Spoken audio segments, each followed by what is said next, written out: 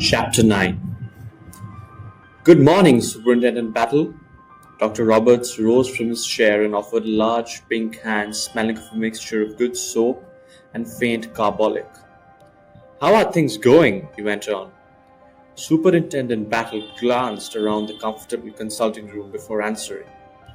Well, Dr. Roberts, strictly speaking, they're not going. They're standing still. There's been nothing much in the papers, I've been glad to see. Sudden death of well-known Mr. Shaitana at an evening party in his own home. It's left at that for the moment. We've had the autopsy. I brought a report for the findings for you. Thought it might interest you. That's very kind of you. It would. Yes, very interesting. He handed it back. And we've interviewed Mr. Shaitana's solicitor. We know the terms of his will. Nothing of interest there. He has relatives in Syria, it seems, and then, of course, we've been through his private papers.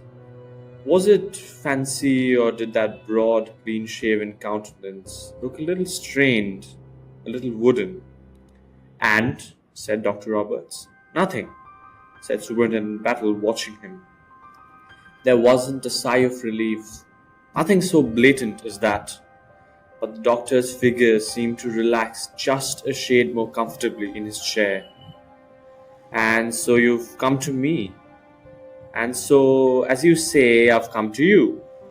Doctor's eyebrows rose a little and his shrewd eyes looked into Battle's. Want to go through my private papers, huh? That was my idea. Got a search warrant?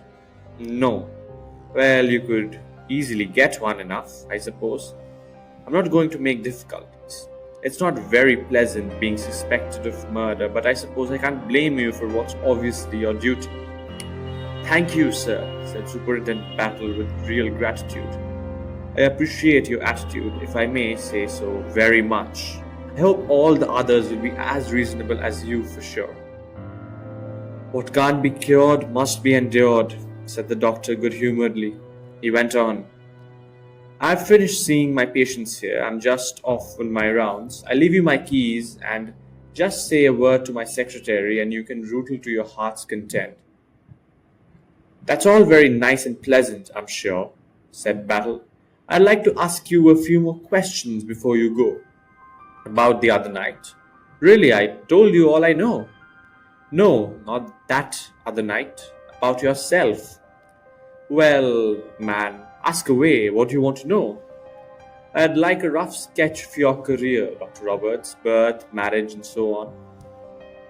It'll get me into practice for who's who, said the doctor drily. My career's a perfect, straightforward one. I'm a Shropshire man, born at Ludlow. My father was in practice there. He died when I was 15. I was educated at Shrewsbury and went in for medicine like my father before me. I'm a St. Christopher's man, but you'll have all the medical details already, I expect. I looked you up, sir. Yes. You have only child, or do you have any brothers or sisters? I am the only child, but both my parents are dead and I'm unmarried. Will that do to get on with? I came into partnership here with Dr. Emery. He retired about 15 years ago. Lives in Ireland. I'll give you his address if you like. I live here with a cook, a parlour maid and a housemaid. My secretary comes in daily. I make a good income and I only kill a reasonable number of patients. How's that? Superintendent Battle grinned. That's fairly comprehensive, Dr. Roberts. I'm glad you've got a sense of humor. Now, I'm going to ask you one more thing. I'm a strictly moral man, Superintendent. Oh, that wasn't my meaning. I was just going to ask you if you'd give me the names of 4 friends. People who've known you intimately for a number of years. Kind of references, if you know what I mean. Yes, I think so. Let me see now. You'd prefer people who are actually in London now? It would make it easier, but it really doesn't matter. The doctor thought for a minute or two, then with his fountain pen scribbled 4 names and addresses on a sheet of paper and pushed it across the desk to Battle. Will those do? They're the best I can think of on a spur of the moment. Battle read carefully, nodded his head in satisfaction, and put the sheet of paper away in an inner pocket. It's just a question of elimination, he said. The sooner I can get one person eliminated and go on to the next, the better it is for everyone concerned. I've got to make perfectly certain that you weren't on bad terms with late Mr. Shaitana, that you had no private connections or business dealings with him, that there are no questions of his having injured you at any time, at your bearing resentment. I may believe you when you say you only knew him slightly, but it isn't a question of my belief. I've got to say I've made sure. Oh, I understand perfectly.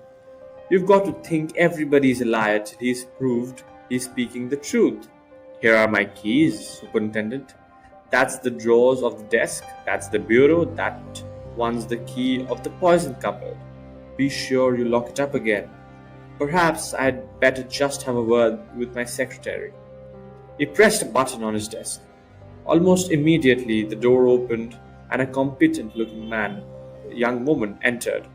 You rang, Doctor? This is Miss Bergs, Superintendent Battle from Scotland Yard.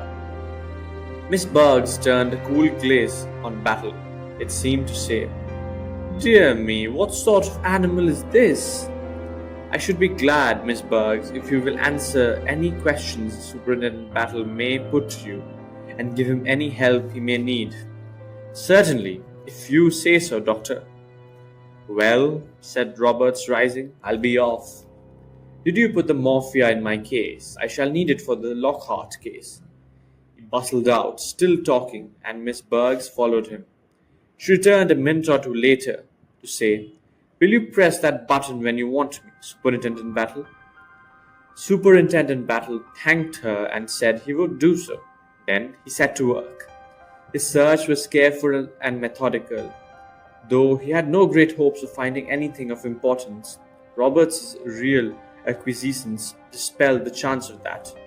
Robert was no fool. He would realize that a search would be bound to come and he would make provisions accordingly. There was, however, a faint chance that Battle might come across a hint of the information he was really after, since Roberts would not know the real object of his search. Superintendent Battle opened and shut drawers, riffled pigeonholes, glanced through checkbooks, estimated the unpaid bills, noted what those bills were for, scrutinized Roberts' passbook, ran through his case notes, and generally left no written document unturned. The result of this meagre in the extreme.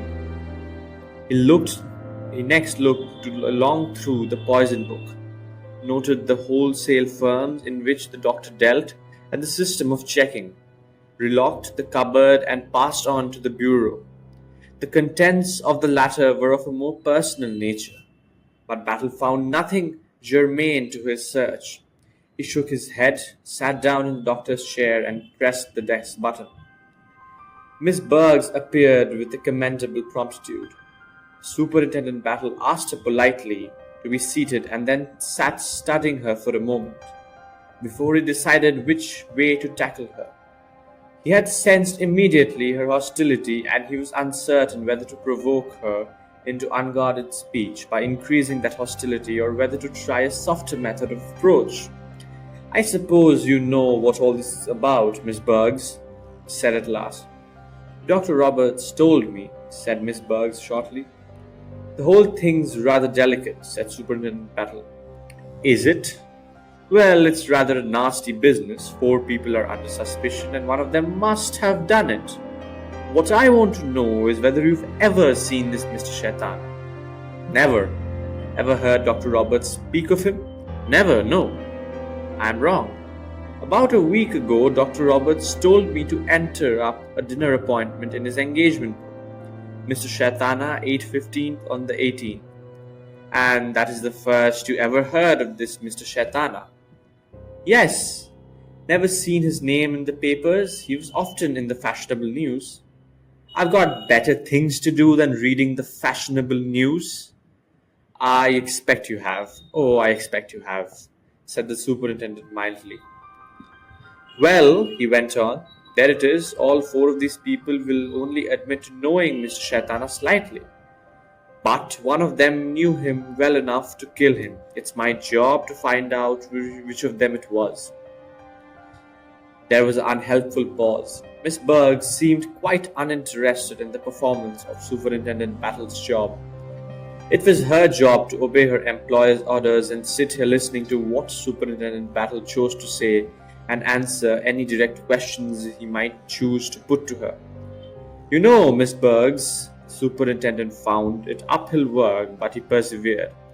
I doubt if you appreciate half the difficulties of our job. People say things, for instance. Well, we may not believe a word of it, but we've got to take notice of it all the same. It's particularly noticeable in a case of this kind. I don't want to say anything against your sex, but there's no doubt that a woman, whether she's rattled, is apt to lash out with her tongue a bit. She makes unfounded accusations, hints this and that and the other, and rakes up all sorts of old scandals that have probably nothing to do whatsoever with the case. Do you mean, demanded Miss Bergs, that one of these other people has been saying things against the doctor?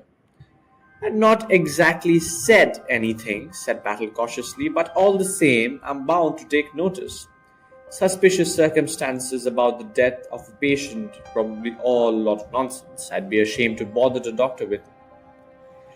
I suppose someone's got hold of that story about old Mrs. Graves, said Miss Bergs wrathfully. The way people talk things they know nothing about, whatever, is graceful. A lot of old ladies get like that. They think everybody is poisoning them. Their relations and their servants and even their doctors. Mrs. Graves had had 3 doctors before she came to Dr. Roberts, and then when she got the same fancies about him, he was quite willing for her to have Dr. Lee instead. It's the only thing to do in these cases, he said. After Dr. Lee, she had Dr. Steele, and then Dr. Farmer until she died. Poor thing. You'd be surprised the way the smallest things start a story, said Battle. Whenever a doctor benefits by the death of a patient, somebody has something ill-natured to say. And yet, why shouldn't a grateful patient leave a little something or even a big something to a medical attendant? It's the relations.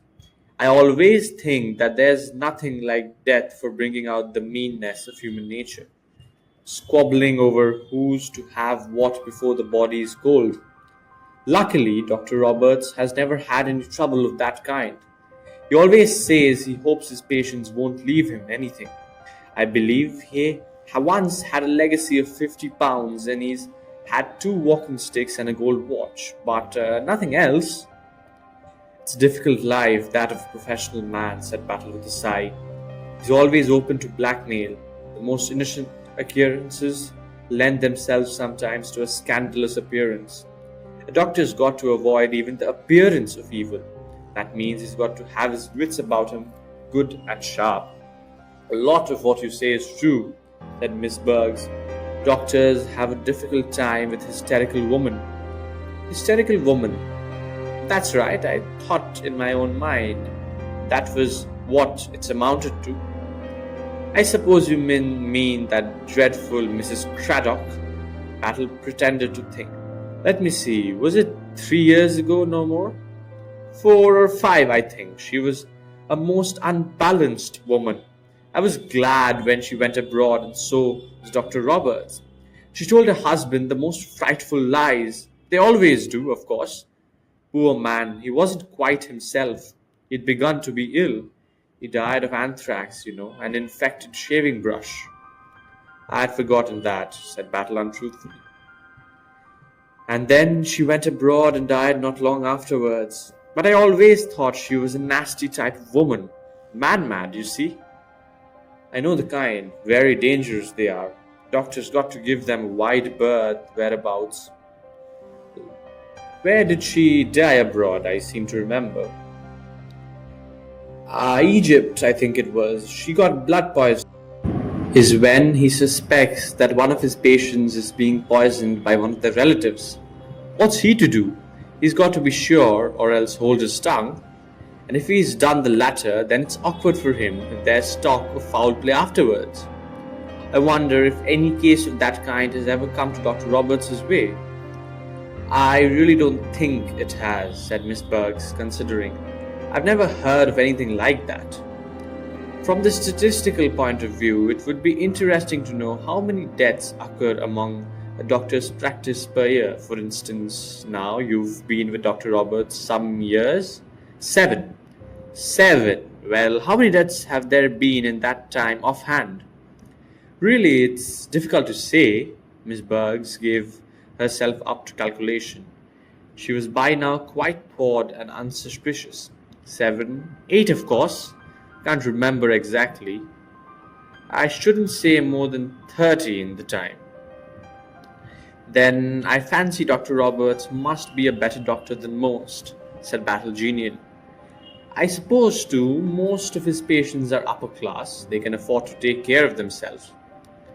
He is a very popular doctor. He's so good at diagnosis. Battle sighed and rose to his feet. I'm afraid I've been wandering off my duty, which is to find out a connection between the doctor and this Mr. Shaitana. We're quite sure he wasn't a patient of the doctor's. Quite sure. Under another name, perhaps? Battle handed her a photograph. Recognize him at all? What a very theatrical person. No, I've never seen him here any time. Well, that's that, Battle sighed. I'm much obliged to the doctor, I'm sure, for being so pleasant about everything. Tell him so from me, will you? Tell him I'm passing on to number 2. Goodbye, Miss Burks, and thank you for your help. He shook hands and departed. Walking along the street, he took a small notebook from his pocket and made a couple of entries in it under the letter R. Miss Graves? Unlikely. Mrs. Craddock? No legacies. No wife. Investigates death of patients. He closed the book and turned into the Lancaster Gate branch of the London and Wessex Bank. Display of his official card brought him to a private interview with the manager. Good morning, sir. One of your clients is a Dr. Geoffrey Roberts, I understand. Quite correct, Superintendent. I shall want some information about that gentleman's account going back over a period of years. I will see what I can do for you. A complicated half-hour followed. Finally, Battle, with a sigh, tucked away a sheet of penciled figures. Got what you want? Inquired the bank manager curiously. No, I haven't. Not one suggestive lead. Thank you, all the same. At that moment, Dr. Roberts, washing his hands in his consulting room, said over his shoulder to Miss Burks, What about our stolid sleuth, eh? Did he turn the place upside down and you inside out? He didn't get much out of me, I can tell you, said Miss Burks, setting her lips tightly. My dear girl, no need to be an oyster. I told you to tell him all he wanted to know. What did he want to know, by the way? Oh, he kept harping on your knowing that man Shaitana. Suggested even that he might have come here as a patient under a different name. He showed me his photograph. Such a theatrical-looking man. Shaitana. Oh, yes, fond of posing as a modern Mephistopheles. It went down rather well on the whole. What else did Battle ask you? Really, nothing very much, except... Oh, yes, somebody had been telling him some absurd nonsense about Miss Graves. You know the way she used to go on. Graves? Oh, yes, old Mrs. Graves. That's rather funny. The doctor laughed with a considerable amusement. That's really very funny indeed. And in high good humor, he went back to lunch. Chapter 10. Superintendent Battle was lunching with Monsieur Hercule Poirot. The former looked downcast, the latter sympathetic. Your morning, then, has not been entirely successful, said Poirot thoughtfully. Battle shook his head. It's going to be uphill work, Monsieur Poirot. What did you think of him? Of the doctor? Well, frankly, I think Shaitana was right. He's a killer. Reminds me of Westway. And of that lawyer chap in Norfolk. Same hearty, self-confident manner, same popularity. Both of them were clever devils. So's Robert. All the same, it doesn't follow that Roberts killed Shaitana, and as to the matter of a fact, I don't think he did. He'd know the risk too well, better than laymen would, that Shaitana might wake and cry out. No, I don't think Roberts murdered him. But you think he has murdered someone? Possibly quite a lot of people. Westway had, but it's going to be hard to get at. I've never looked over his bank account, and nothing suspicious there. No large sums suddenly paid in. At any rate, in the last 7 years, he's not had any legacy from a patient. That wipes out murder for direct gain. He's never married. That's a pity, so ideally simple for a doctor to kill his own wife. He's well-to-do, but then he's got a thriving practice among well-to-do people. In fact, he appears to lead a thoroughly blameless life, and perhaps does do so. Maybe, but I prefer to believe the worst. He went on. There's a hint of a scandal over a woman, one of his patients, name of Craddock. That's worth looking up, I think. I'll get someone on that straight away. Woman actually died out in Egypt of some local disease. So I don't think there's anything in that, but it might throw a light on his general character and morals. Was there a husband? Yes, husband died of anthrax. Anthrax? Yes, there were a lot of cheap shaving brushes on the market just then, some of them infected. There was regular scandal about it. Convenient, suggested Poirot. That's what I thought. If her husband were threatening to kick up a row, but there it's all conjecture. We haven't a leg to stand upon. Courage, my friend. I know your patience. In the end, you will perhaps have as many legs as a centipede, and fall into the ditch as a result of thinking about them, grinned Battle. Then he asked curiously, What about you, Monsieur Poirot? Going to take a hand? I, too, might call on Dr. Roberts. 2 of us in one day. That ought to put the wind up him. Oh, I shall be very discreet. I shall not inquire into his past life. I'd like to know just exactly what line you'll take, said Battle curiously. But don't tell me unless you want to. I'm most willing. I shall talk of a little bridge, that is all. Bridge again? You harp on that, don't you, Monsieur Poirot? I find the subject very useful. Well, every man to his taste. I don't deal much in these fancy approaches. They don't suit my style. What is your style, Superintendent?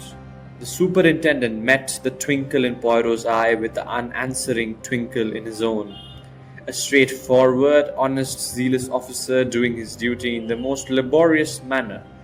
That's my style. No frills, no fancy work. Just honest perspiration. Stolid and a bit stupid. That's my ticket. Poirot raised his glass. To our respective methods may success crown joint our efforts. I expect Colonel Race may get us something worth having about Despard, said Battle. He's got a good many sources of information. And Mrs. Oliver? Bit of a toss-up there. I rather like that woman. Talks a lot of nonsense, but she's a sport. And women get to know things about other women that men can't get at. She may spot something useful. They separated. Battle went back to Scotland Yard to issue instructions for certain lines to be followed up. Poirot betook himself to 200 Gloucester Terrace. Dr. Roberts's eyebrows rose comically as he greeted his guest. 2 sleuths in one day. Handcuffs by this evening, I suppose. Poirot smiled. I can assure you, Dr. Roberts, that my attentions are being equally divided between all of you. That's something to be thankful for, at all events. Smoke? If you permit, I prefer my own. Poirot lighted one of his tiny Russian cigarettes. Well, what can I do for you? Asked Roberts. Poirot was silent for a minute or two, puffing. Then he said, "Are you a keen observer of human nature, Doctor?" "I don't know. I suppose I am. A doctor has to be." "That was exactly my reasoning," I said to myself. A doctor has always to be studying his patients, their expressions, their color, how fast they breathe, any signs of restlessness. A doctor notices these things automatically, almost without noticing, he notices. Dr. Roberts is the man to help me. "I'm willing enough to help. What's the trouble?" Poirot produced from his pocket a neat little case of folded bridge scores. "There are first of the 3 Roberts the other evening," he explained. "Here is the first one, in Miss Meredith's handwriting. Now, can you tell me, with this to refresh your memory, exactly what the calling was and how each hand went?" Roberts stared at him in astonishment. "You're joking, Monsieur Poirot. How can I possibly remember?" "Can't you? I should be so very grateful if you could. Take this first rubber. The first game must have resulted in a game called in hearts or spades, or else one or the other side must have gone down 50. Let me see, that was the first hand. Yes, I think they went out in, what was it? Spades, I think. I suppose one or the other of us went down 50 in the other hand, but I can't remember which or what it was in. Really, Monsieur Poirot, you can hardly expect me to do so."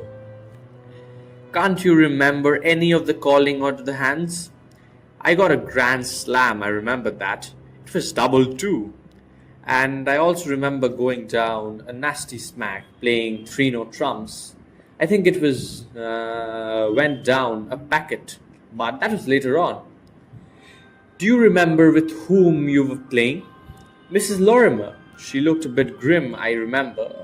Didn't like my overcalling, I expect." "And you can't remember any other of the hands or the calling?" Roberts laughed. "My dear Monsieur Poirot, did you really expect I could? First, there was the murder, enough to drive the most spectacular hands out of one's minds, and in addition, I have played at least half a dozen rubbers since then." Poirot sat, looking rather crestfallen. "I'm sorry." "It does not matter very much," said Poirot slowly. "I hope that you might remember one or two, at least of the hands, because I thought they might be valuable landmarks for remembering other things." "What other things?" "Well, you might have noticed, for instance, that your partner made a mess of playing a perfectly simple no-trumper, or that an opponent, say, presented you with a couple of unexpected tricks by failing to lead an obvious card." Dr. Roberts suddenly became serious. He leaned forward in his chair. "Ah," he said, "now I see what you're driving at. Forgive me, I thought at first you were talking pure nonsense. You mean that the murder, the successful accomplishment of the murder, might have made a definite difference in the guilty party's play?" Poirot nodded. "You have seized the idea correctly. It would be a clue of the first excellence if you had been 4 players who knew each other's game well. A variation, a sudden lack of brilliance, a missed opportunity, that would have been immediately noticed. Unluckily, though, you were all strangers to each other. Variation in play would not be so noticeable. But I think, Monsieur le Docteur, I beg you to think. Do you remember any inequalities, any sudden glaring mistakes in the play of one?" There was silence for a minute or two. Then Dr. Roberts shook his head. "It's no good. I can't help you," he said frankly. "I simply don't remember. All I can tell you is what I told you before. Mrs. Lorimer is a first-class player. She never made a slip that I noticed. She was brilliant from start to finish. Despard's play was uniformly good too. Rather a conventional player. That is, his bidding is strictly conventional. Never steps outside the rules, won't take a long chance. Miss Meredith..." He hesitated. "Yes, Miss Meredith?" Poirot prompted him. "She did make mistakes once or twice, I remember, towards the end of the evening, but that may simply have been because she was tired. Not being a very experienced player, her hand shook too. He stopped. When did her hand shake? When was it now? I just can't remember. I think she was just nervous. Monsieur Poirot, you're making me imagine things. I apologize. There is another point on which I seek your help. Yes? Poirot said slowly. It is difficult. I do not, you see, wish to ask you a leading question. If I say, did you notice so and so well, I have put the thing into your head. Your answer will not be so valuable. Let me try to get at the matter another way.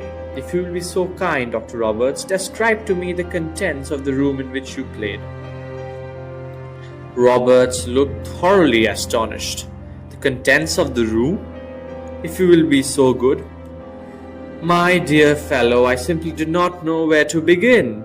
Begin anywhere you choose. Well, then there was a good deal of furniture. No. Be precise, I pray of you. Dr. Roberts sighed. He began facetiously after the manner of an auctioneer. One large seat upholstered in an ivory brocade, I remember. One ditto in green ditto were 4 or 5 large chairs, 8 or 9 Persian rugs, a set of 12 small gilt empire chairs, William and Mary bureau, very beautiful Chinese cabinet, grand piano. There was furniture, but I'm afraid I didn't notice it. 6 first-class Japanese prints, 2 Chinese pictures on looking glass, 5 or 6 very beautiful snuff boxes, some Japanese ivory netsu figures on a table by themselves, some old silver shawls, one Tazars, I think, 1 or 2 pieces of Batesca enamel. Bravo! Poirot applauded. A couple of old English slipware birds, and I think a Ralph Wood figure. There was some Eastern stuff, intricate silverwork, some jewelry. I don't know much about that. Some Chelsea birds, I remember. Oh, and some miniatures in a case. Pretty good ones, I fancy, but that's not all by a long way. But it's all I can think of for the minute. It is magnificent, said Poirot with due appreciation. You have the true observer's eye. Doctor asked curiously, have I included the object you had in mind? That is the interesting thing about it, said Poirot. If you had mentioned the object I had in mind, it would have been extremely surprising to me, as I thought you could not mention it. Why? Poirot twinkled. Perhaps because it was not there to mention. Roberts stared. That seems to remind me of something. It reminds you of Sherlock Holmes, does it not? The curious incident of the dog in the night. The dog did not howl in the night. That is the curious thing. Ah, well, I'm not above selling the tricks of others. Do you know, Monsieur Poirot, I am completely at sea as to what you're driving at. That is excellent, that. In confidence, that is how I get my little effects. Then, as Dr. Roberts still looked rather dazed, Poirot said with a smile as he rose to his feet, You may at least comprehend this. What you have told me is going to be very helpful to me in my next interview. The doctor rose also. I can't see how, but I'll take your word for it, he said. They shook hands. Poirot went down the steps of the doctor's house and hailed a passing taxi. 11 Shane Lane, Chelsea, he told the driver. Chapter 11. 3 Shane Lane was a small house of very neat and trim appearance, standing in a quiet street. The door was painted black and the steps were particularly well whitened. The brass of the knocker and handle gleamed in the afternoon sun. The door was opened by an elderly parlour-maid with immaculate white cap and apron. In answer to Poirot's inquiry, she said that her mistress was at home. She preceded him up the narrow staircase. What name, sir? Monsieur Hercule Poirot. He was ushered into a drawing-room of the usual L shape. Poirot looked about him, noting details. Good furniture, well polished, of the old family type. Shiny chintz on the chair and seats. A few silver photograph frames in the old-fashioned manner. Otherwise, an agreeable amount of space and light, and some really beautiful chrysanthemums arranged in a tall jar. Mrs. Lorimer came forward to meet him.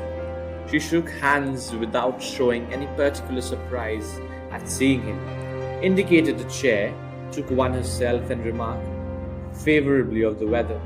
There was a pause. "I hope, madame, that you will forgive this visit."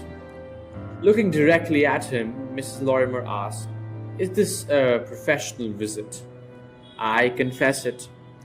You realize, I suppose, Monsieur Poirot, that though I naturally give Superintendent Battle and the official police any information and help they may require, I am by no means bound to do that for any unofficial investigator. I am quite aware of that fact, madame. If you show me the door, I march to that door with complete submission." Mrs. Lorimer smiled very slightly. "I am not yet prepared to go to those extremes, Monsieur Poirot. I can give you 10 minutes. At the end of that time, I have to go out to a bridge party. 10 minutes will be ample for my purpose. I want you to describe to me, madame, the room in which you played bridge the other evening, the room in which Mr. Shaitana was killed." Mrs. Lorimer's eyebrows rose. "What an extraordinary question! I do not see the point of it. Madame, if when you were playing bridge, someone were to say to you, 'Why do you play that ace, or why do you put on that knave that is taken by the queen, and on the king which would take the trick?' If people were to ask you such questions, the answer would be rather long and tedious, would they not?" Mrs. Lorimer smiled slightly, meaning that in this game you are the expert and I am the novice. "Very well." She reflected a minute. "It was a large room. There were a good many things in it. Can you describe some of those things?" There were glass flowers, modern, rather beautiful, and I think there were some Chinese or Japanese pictures. And there was a bowl of tiny red tulips, amazing early for them. "Anything else?" "I'm afraid I didn't notice anything in detail." "The furniture, do you remember? The color of the upholstery? Something silky, I think. That's all I can say." "Did you notice any of the small objects?" "I'm afraid not. There were so many. I know it struck me quite as a collector's room." There was silence for a minute. Mrs. Lorimer said with a faint smile, "I am afraid I have not been very helpful. There is something else." He produced the bridge scores. "Here are the first 3 rubbers played. I wondered if you could help me with the aid of these scores to reconstruct the hands." "Let me see." Miss Lorimer looked interested. She bent over the scores. "That was the first rubber.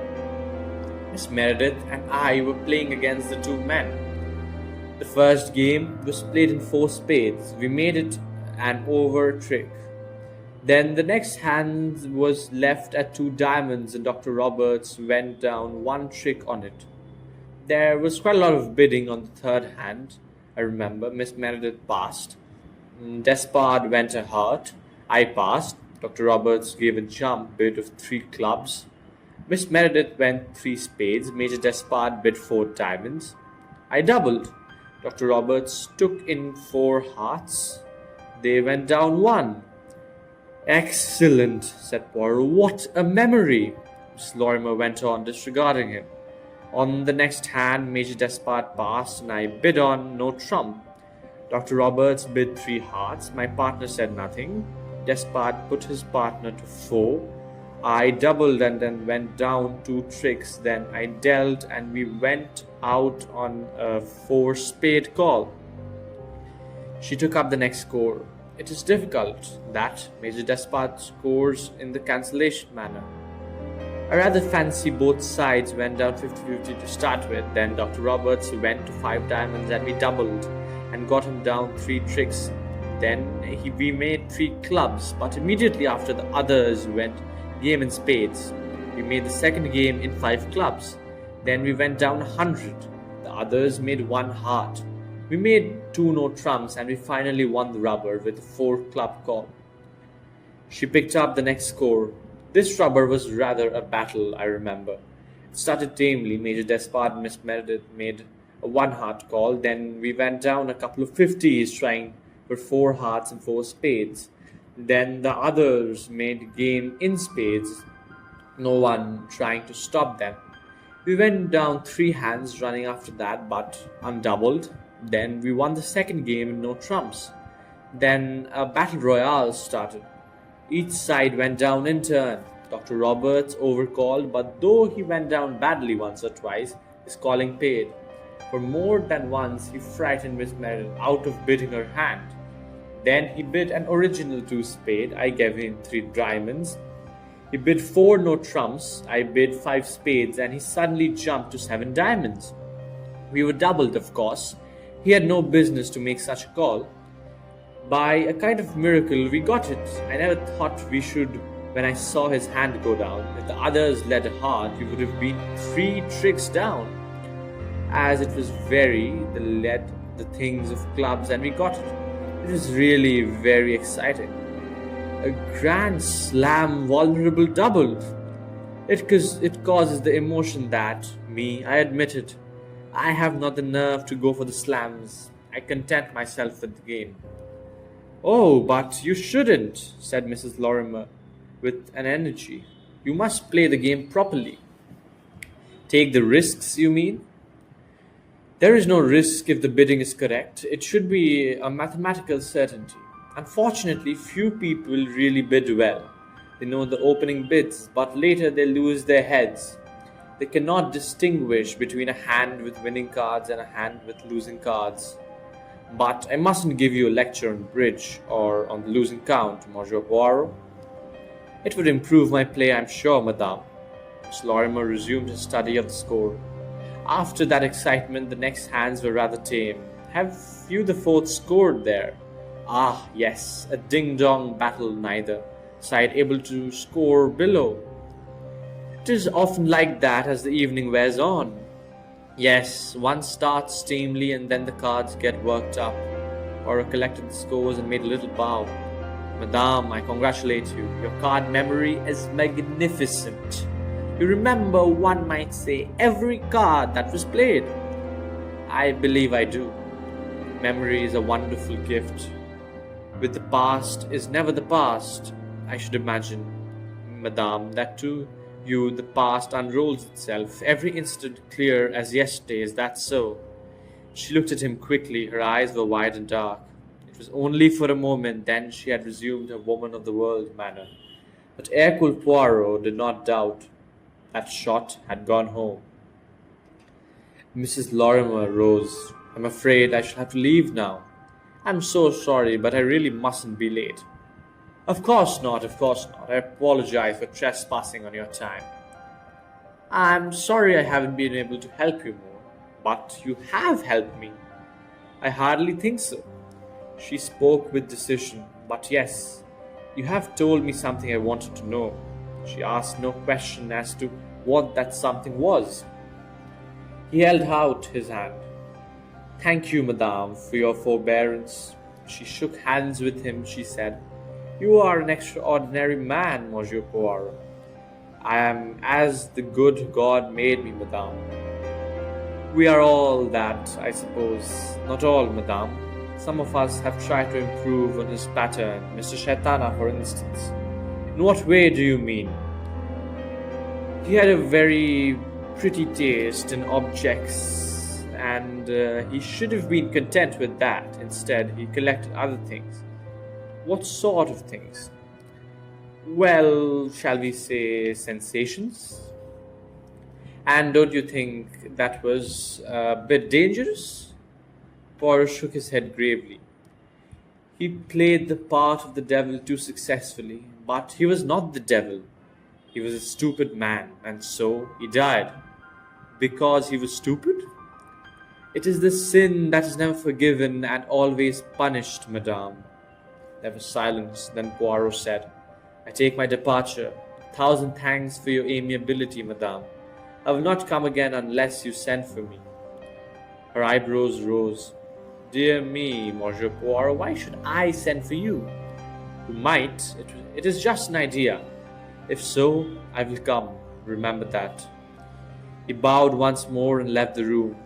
In the street, he said to himself, I'm right. I'm sure I'm right. It must be that. Hello everyone, this is Suryanshu. If you enjoyed this audiobook, do consider subscribing to the channel and dropping a like. It really helps. And do turn on the notification to get notified when I post new videos. So stay tuned for the next audiobook and goodbye next time.